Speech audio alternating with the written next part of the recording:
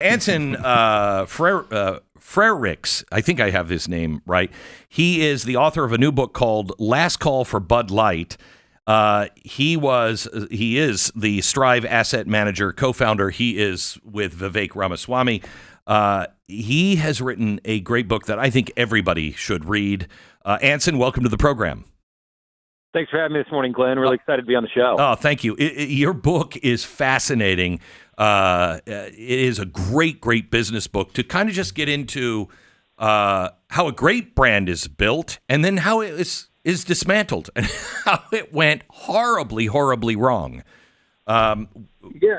Glenn, it's really interesting. If you think about all the pushback on ESG and DEI, I mean, really this, in my mind, it really started with the collapse of Bud Light. That's when I think that you had all these regular, everyday folks that were saying, man, yes, I did not like when the NFL had all the players kneeling. Yeah, I hated when Disney got involved in the parental rights issues.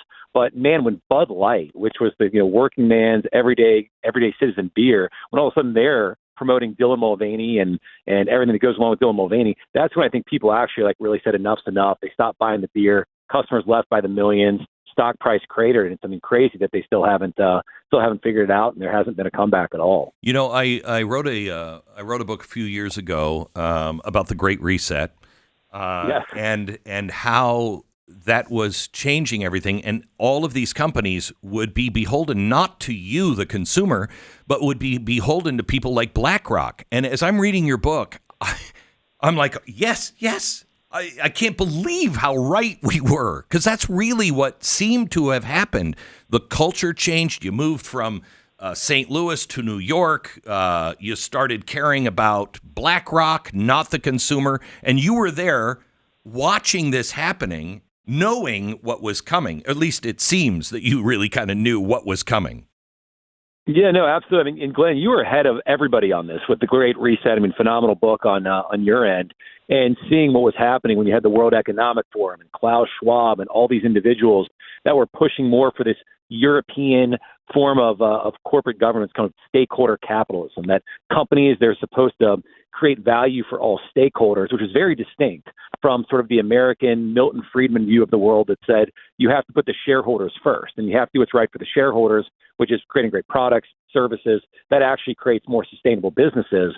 But as many corporations over the last 5 to 10 years adopted this Klaus Schwab European stakeholder view, which was foisted on them by the BlackRocks of the world, who were taking money from very progressive pension funds in California, in New York, and European sovereign wealth funds. I mean, we saw this as the least sustainable thing that a business can do, is try and get involved in all these political and social issues. You fracture your customer base. So was Customers leave, people get fired. I mean, it's bad. Was that something that you think these business leaders actually believed in? Or were they just saying, hey, it's a new world and everybody has to do this, or we're not going to get the money from the banks and we're not going to get the funding that we need, et cetera, et cetera? Yeah, I mean, I don't think many of these people believed in these programs, but unfortunately they were foisted on them by the BlackRock, State Streets, Vanguards, who are the single largest shareholders in most of these companies. And then you have this whole ESG industrial complex built around this. I mean, McKinsey, one of the most influential management consulting companies, had their Diversity Matters, Diversity Wins, DEI studies that told companies that they needed to improve their DEI. And of course, they could hire McKinsey for millions of dollars to help them figure out how to do that.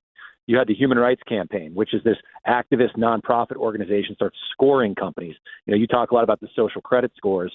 Human Rights Campaign was doing this to companies and shaming them if they didn't have the right transgender policies in place. They didn't have the right amount of advertising to the LGBTQ plus community. I mean, there was this whole complex that was built up, and that's why I think you're starting to see a lot of CEOs now backtrack from these policies because they had nothing to do with actually creating more value for the shareholders or actually furthering the business. It was all about promoting a political agenda that I think most of them didn't want to believe in, but they were most compelled and forced to do over the last couple of years. So the Bud Light, the end of, I think I agree with you, the end of ESG, at least the end of it being the knee-jerk reaction of like, no, of course we have to, have transgender people in every commercial.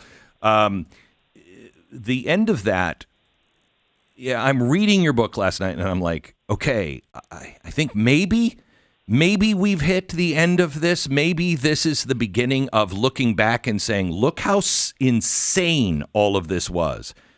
Are we on sure footing now, leaving that time period, or is it still a real lurking danger?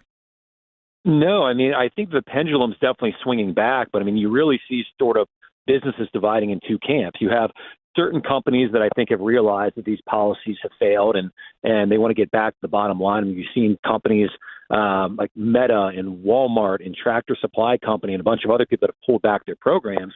But then you have companies that are more in progressive cities. I mean, Costco has doubled down, and Costco is based out of Seattle. They're doubling down on their DEI programs. You have other companies, and I talk about this a lot, but even Anheuser-Busch, which is owned by a Belgian corporation called InBev, that they haven't necessarily publicly backed down. I mean, this was the company that lost the most from this whole movement, and they still haven't publicly backtracked, even though a lot of their American counterparts have, because again, they're owned by a European company that promotes more of these values. And I think that's where you're starting to see this divide. And the companies that continue to hold on to, I think, the DEI and ESG philosophies are going to continue to fall behind their American counterparts.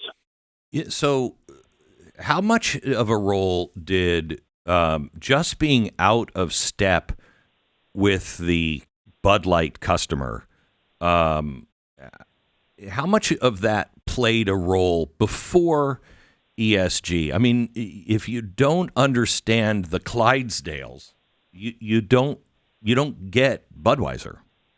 Do you agree with that? You're 100%. I think that there was a dangerous cocktail had been mixing for almost 10 years at Anheuser-Busch, and I kind of saw this firsthand. So the quick background is, so Anheuser-Busch, which used to be this great American-owned family by the Bush family, it was taken over by a European company called InBev in 2008. And InBev was based in Belgium, and then it was also run by a couple of Brazilian individuals.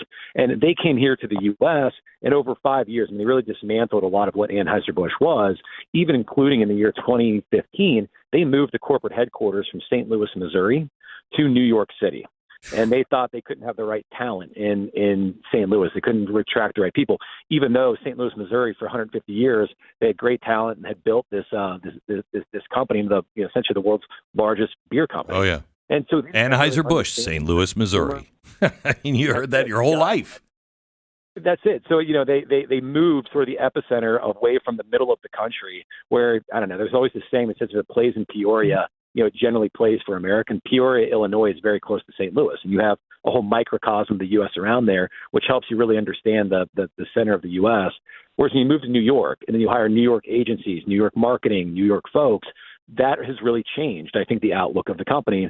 Combine that with the rise of really ESG and DEI, which really took off in that 2015 to 2021, 22 timeframe, made for a dangerous cocktail that they just lost who their customer was and who that sort of like core American beer drinker was. I have to tell you, I think one of the best parts that has nothing to do with ESG of the book is moving the company to New York, because I moved my company out of New York.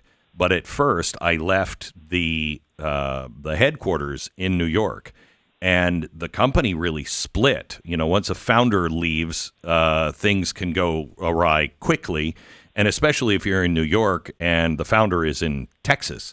And we really had some really tough times because of that. And I business people, I hope they recognize the effect. But in your book, it shows a company like InBev didn't get that at all. No, I mean, it really didn't get that at all. I mean, I saw kind of firsthand the company changing in a big way. I mean, you read more about this in the book Last Call for Bud Light. But, one of the big things that I was frustrated with, especially in the 2020, 2021 timeframe, after COVID, after George Floyd, I mean, the company, which was this meritocracy, that's what I joined, was, hey, you work hard, you get promoted. And one of the key principles of the company was we promote based off the results you get. And then all of a sudden that principle was changed to we promote based off of the diversity of your team.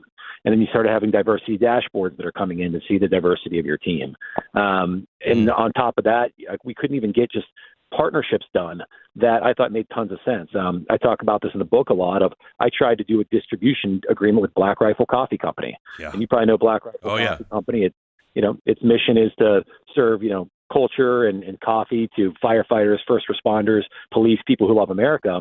But that was too controversial of a partnership in 2021 and early 2022. That's crazy. And for me, and it was our kind of external affairs team in New York. They essentially scuttled this deal based off of their own political leanings. I said, guys, the same person drinking a 6-pack of Budweiser at night is the same person drinking, six cups of Black Rifle Coffee Company the next morning. And what do you mean we can't do a distribution deal where we're putting those same Black Rifle coffee cans on the Budweiser trucks? And this makes sense for everybody. But that was too controversial of a partnership. And that's where you saw just that center of gravity when you're looking at America through the lens of Fifth Avenue in New York versus St. Louis, Missouri, where I think you really lose sight of who your customer is. When you talk about how Bud Light sent that can to Dylan Mulvaney, I mean, that's probably one of the that's may surpass. In fact, I think it does surpass the boob move of, we've reinvented our recipe. Now it's the new Coke. I mean, just dumb as a box of rocks. You say you outlined clearly how bad it was for Anheuser-Busch, but the average person, I think, would think that Bud Light has kind of recovered and that's kind of passed, but that's not true.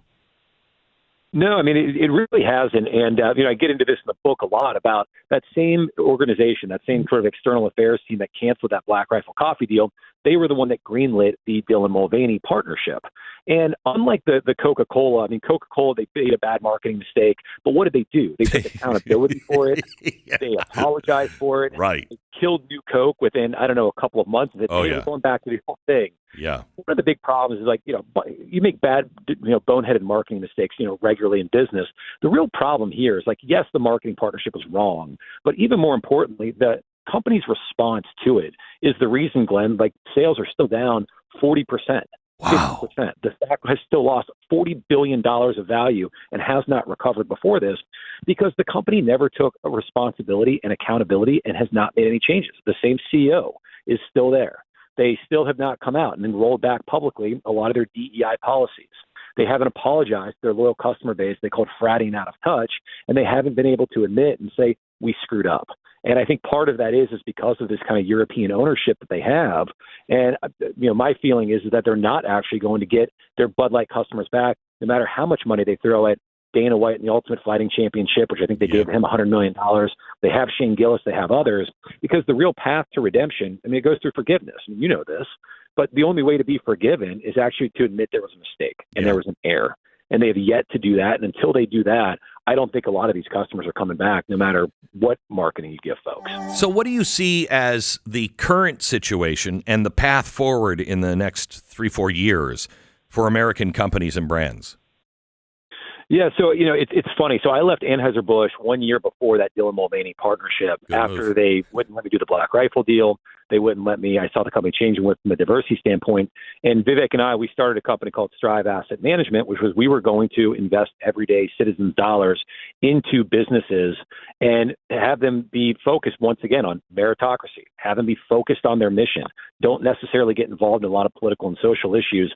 Like we saw, I was living in actually Atlanta, Georgia, if you remember, Glenn, in 2021, when Governor Kemp signed the Georgia Voting Rights Act. He said you need to have an ID to vote. And corporate America lost mind. BlackRock, one of the very first companies, said we're against this law. We're pushing back on it. Then they kind of compelled Coca-Cola, Delta to get involved in this and push back. And Major League Baseball canceled the All-Star game in 2021 in Atlanta over this Georgia voting rights law. Just you need to have an ID to vote. So we saw a lot of these problems happening, and we came out and we said, we're going to start a new asset manager, compete against BlackRock. Let's have companies just focused on whatever their mission is, stay out of politics. That will be good for business because you're not going to fracture your customer base.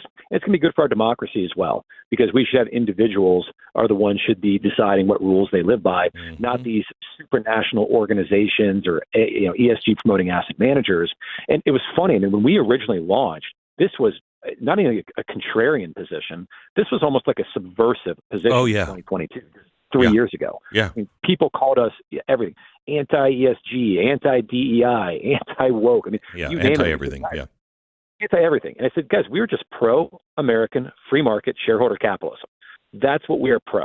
We are anti-European stakeholder capitalism. We're anti the World Economic Forum. We're anti these European agendas. Yes, we are, but we are very much pro-American free market shareholder capitalism.